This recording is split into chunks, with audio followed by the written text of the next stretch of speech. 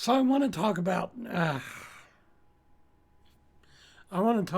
depression, anxiety, social media, and the Etika situation. If you guys don't know, Etika is a YouTube star who had around 115, 120,000 subscribers here on YouTube.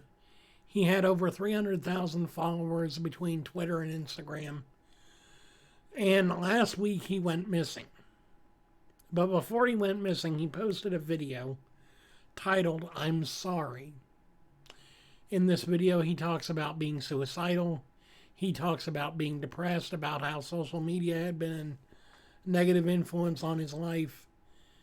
He talked about all the things that he was going to miss, as if. And he was walking towards a bridge in New York. Now, a couple of days ago, a body was found in the river, in the East River. So, and his possessions were found, a number of his personal items were found on the Manhattan Bridge, which seems to be an indication that he jumped. There are no confirmations, nothing. Even though the law enforcement have found a body, they also found a body of a woman. They found a body of a woman and a man. So these are not necessarily confirmations that Etika has done the deed. But I want to talk about the influence and the impact of social media on mental health, especially for the young people in today's world. Because I don't know about you, but teenagers are extremely emotionally volatile, and having social media as a platform be accessible to them, I think is kind of stupid. I mean, you think bullying in schools is bad. You get people online and they have a screen name, they're anonymous, they'll say whatever the hell comes in their head. And that's a recipe for disaster. It really is. It really is. Because you think people are volatile and mean in person. Online they're worse. They compare you to Hitler. They compare you to Stalin, to every single major villainous dictator in the world. They compare you to all kinds of hated groups of people. They call you all kinds of names. They break you down. They beat you down, and I've experienced it firsthand. It can be demoralizing, dehumanizing, and just depressing.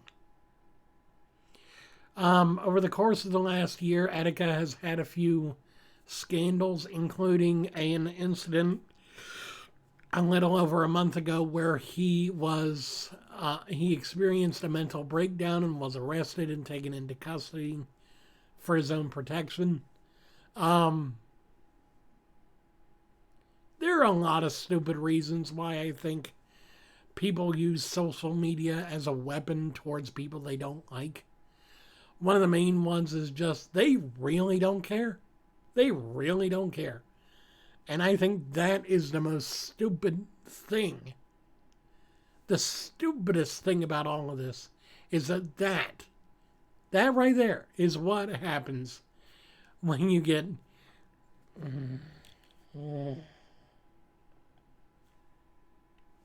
So why did I want to talk about this topic? Well, for one, I want to reach out to Etika. If you're still alive, if you're still with us, if you're watching this video specifically for whatever gosh darn reason you do, please make yourself known that you're alive.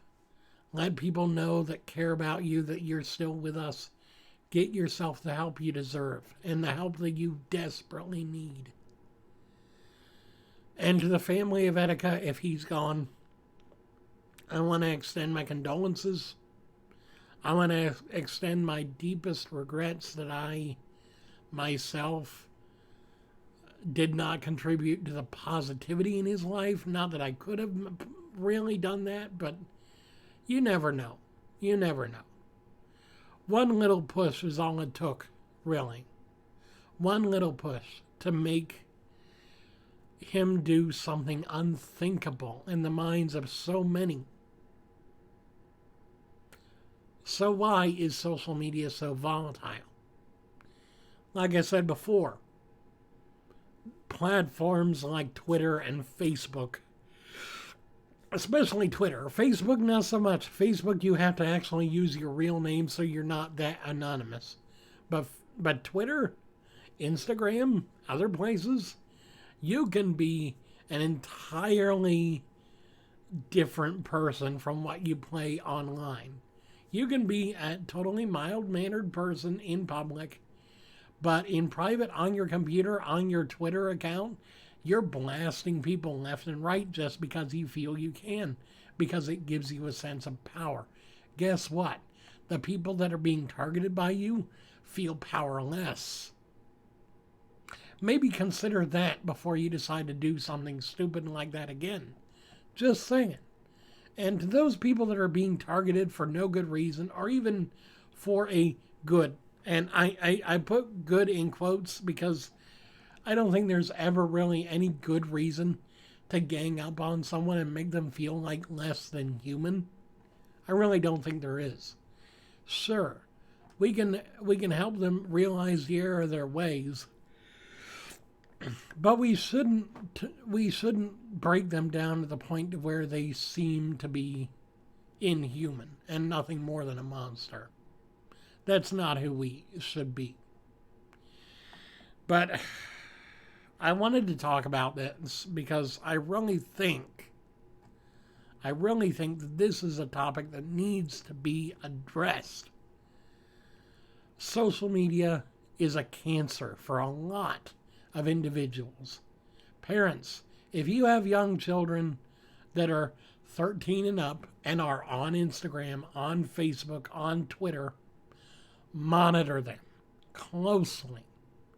Ask them how they are feeling every single day. Even if it gets to the point to where they get frustrated with you for asking, make sure to ask. Make sure to monitor. Make sure to intervene if something is not right. Because there's a fine line between having fun on social media and completely destroying yourself through that same thing. Even if it's not your fault, you can easily be targeted for whatever reason and turn into a scapegoat because somebody else is angry at the world and you're just their target for the day. Thank you guys so very much for listening. I will leave a link in the description if you or a loved one that you know suffers from depression or suicidal thoughts or tendencies. Please have them call the number in the link in the description and get help. There's a suicide prevention hotline. There's a suicide prevention website even. You can get the help you need, but you need to call now. Don't wait until it's too late. Don't wait until the world is completely against you, or at least it seems like it is, and you're backed up against the wall. I've been there. Okay? I've survived. This will probably be the most controversial thing I say in this video. I've survived 5 attempts, okay? 5. I got that low that many times before I finally found the help that I needed and got better. But I needed that help. And if you need that help too, don't wait until it's too late.